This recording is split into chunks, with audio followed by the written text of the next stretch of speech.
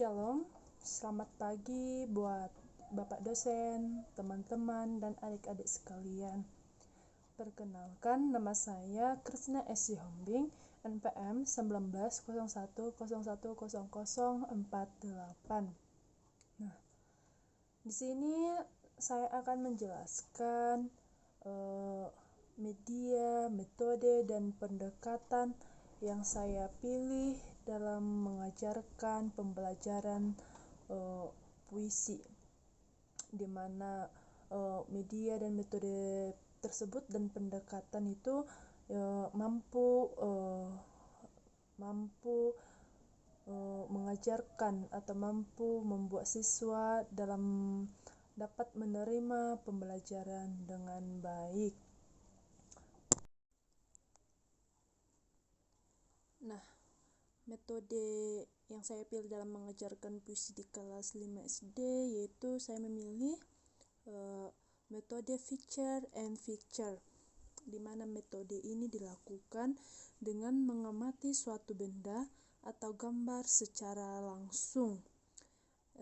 Misalkan kita mengamati sebuah benda atau matahari, misalkan mengamati sebuah langit, sehingga kita menggambarkan atau mendeskripsikan hasil dari pengamatan kita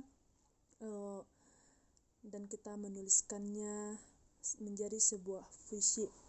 Teknik pengamatan ini dilakukan di dalam kelas atau maupun di luar kelas juga, yang pada dasarnya siswa akan senang dengan menggunakan media yang menarik. Oleh karena itu, siswa akan lebih peka dan termotivasi untuk mengekspresikan sesuatu yang dilihatnya. Nah, kemudian media yang saya pilih dalam mengajarkan puisi yaitu media audio-visual, di mana media audio-visual ini menampilkan suara dan gambar secara bersamaan seperti film dan video. Sebelum menulis puisi, siswa itu terlebih dahulu diajak belajar, yaitu tentang unsur-unsur dari puisi. Dan kita harus menyajikan sebuah karya puisi yang sudah betul-betul kita kuasai dan sesuai dengan umur atau usia anak yang akan kita ajar, yang akan kita beri pembelajaran. Kita menayangkan layar monitor atau video di layar monitor sehingga pandangan siswa terpusat kepada video tersebut dan dapat berkonsentrasi dalam tayangan video tersebut. Nah, kemudian itu pendekatan dalam mengajarkan puisi, yaitu saya memilih pendekatan kontekstual, di mana pendekatan ini merupakan suatu proses pendidikan yang bertujuan membantu peserta didik melihat makna dengan bahan yang mereka pelajari.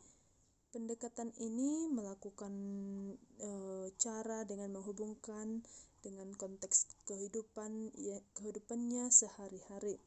Misalkan kita dapat melihat kondisi kita seperti kondisi ekonomi atau maupun dalam bersosialisasi.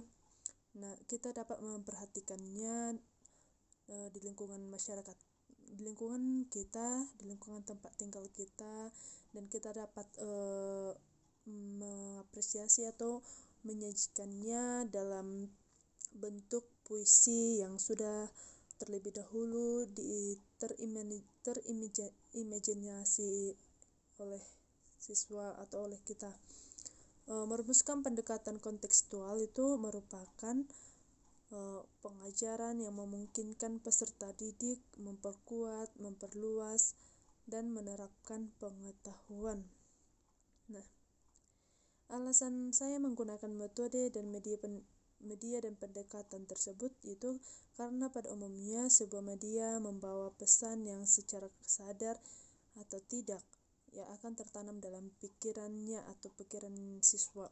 Oleh karena itu, pemanfaatan media dalam proses pembelajaran diharapkan dapat membawa pengaruh yang baik bagi kemampuan peserta didik dalam menerapkan, memahami, menyukai, dan mengerti isi dari pesan atau informasi yang disampaikan. Nah, puisi itu merupakan ragam sastra yang terikat oleh unsur-unsur seperti drama,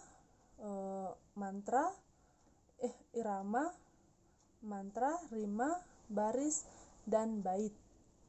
Puisi juga dapat dikatakan sebagai ungkapan emosi, imajinasi, ide, pemikiran, irama, nada, susunan kata, kesan panca indera, dan perasaan. Nah, puisi itu juga memiliki struktur. Yang pertama itu struktur fisik. Struktur fisik itu merupakan media untuk mengungkapkan makna yang hendak disampaikan penyair. Yang di dalam struktur fisik ini itu terdapat diksi atau pilihan kata, pencitraan, majas atau gaya bahasa, rima, dan ritma. Nah, kemudian itu struktur batin. Di dalam struktur batin ini itu terdapat tema, perasaan, nada atau sikap, kemudian amanat atau pesan. Nah, dalam membuat puisi, kita harus menentukan jenis puisinya terlebih dahulu yang hendak dibuat. Kemudian itu menentukan tema atau pesan yang disampaikan. Baru mengembangkan tema menjadi kalimat berdasarkan hasil imajinasi kita. Jadi tekan puisi itu lebih dikembangkan menurut dari imajinasi kita tersendiri, baik itu dari kehidupan kita sehari-hari, misalkan dalam kondisi sosial, maupun kita juga dapat membuat puisi dari imajinasi dengan melihat pemandangan alam sekitar. Sekian dari saya. Terima kasih.